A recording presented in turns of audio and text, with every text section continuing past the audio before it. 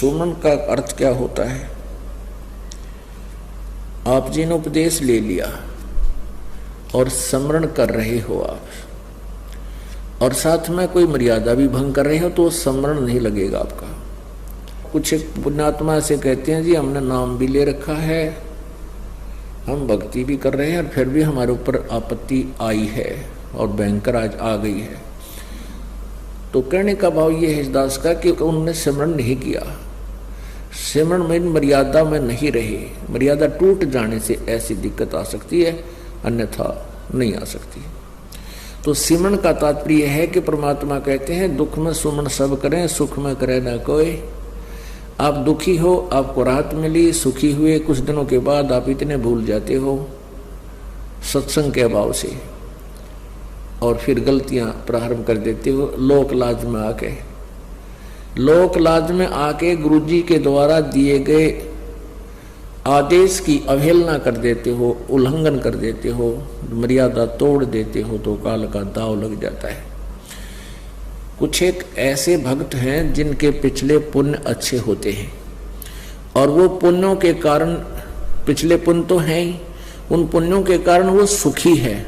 जिस इस नकली लोक में जिसको हम सुख मानते हैं वो संसारिक दृष्टि से सुखी है, और उसने उपदेश भी ले लिया है।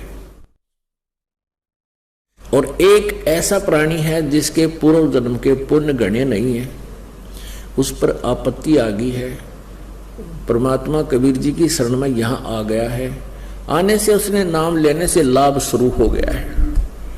तो कुछ दिनों के बाद उसको दुख आने बंद हो जाएंगे, क्योंकि पुण्य बढ़ जाएंगे, पाप समाप्त कर देता है परमात्मा।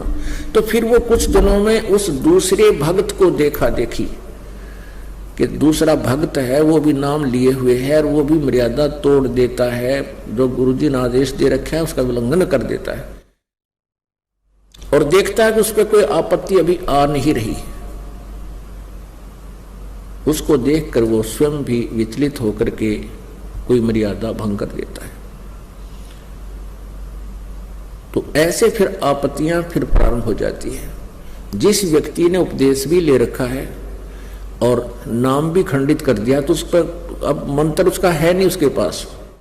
इस नाम की कमाई बिल्कुल नहीं है। जिसने बीड़ी पी ली, शराब पी ली, मांस खा लिया, या कोई आन उपासना कर ली, या लोक लाज में आके परमात्मा वाले नियम से वो वंचित हो गया, तो उसकी भक्ति नहीं चल रही, उसके पिछले पुण्य चल रही है।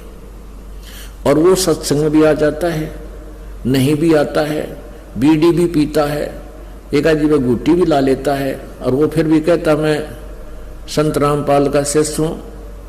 वो कह रहा है पर वो दास का शिष्य नहीं है। हाँ, उसके साथ क्या बनेगी? फिर एक ही दम इतनी आपत्ति आवेगी जब उसके पुण्य समाप्त हो जाएंगे, वो बक्कल उतरेगा, और फिर वो व्यक्ति आकर के कहेगा कि मैंने तो नाम ले रखा था जी, हमारे घर पे भी ऐसी आपत्ति आएगी। तो वो ऐसा पापात्मा होगा कि आसपास के क्षेत्र के 10-5 कोई भक्त चारे हो नाम लेने के लिए श्रद्धालु, तो उनके लिए भी वो एक रोड़ा बन जाएगा। यो कहेंगे देखो उनका नाम ले रखा था, आज उनका इतनी आपत्ति आएगी। तो उसके पास नाम नहीं था भगवान वाला, परमात्मा का प्रोटेक्शन नहीं था। जब लग हंसा हमरी आना, और काल लगे नहीं तेरा बाण। जब तक हम परमात्मा की मर्यादा में रहेंगे, आन माने मर्यादा, तब तक काल का अटैक हमारे पर नहीं होगा।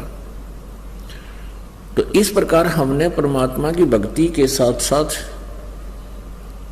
मर्यादा की भी आवश्यकता पड़ती है। जैसे हमने खेत में बीज दिया, समार भी दिया, बीज भी डाल दिया, डोल बनाई नहीं, उसकी डोली नहीं बनाई, उसके चारों तरफ मेड़ नहीं बनाई, डोला नहीं बनाया, तो पानी डालेंगे वो भी इधर उधर बिखर जाएगा, खाद डालेंगे वो भी इधर उधर बिखर जाएगा, तो फसल नहीं तैयार होगी। तो मर्यादा एक डोल बनेगी, और ये अति आवश्यक है। इसमें परमात्मा की भक्ति को रोकने के लिए इसको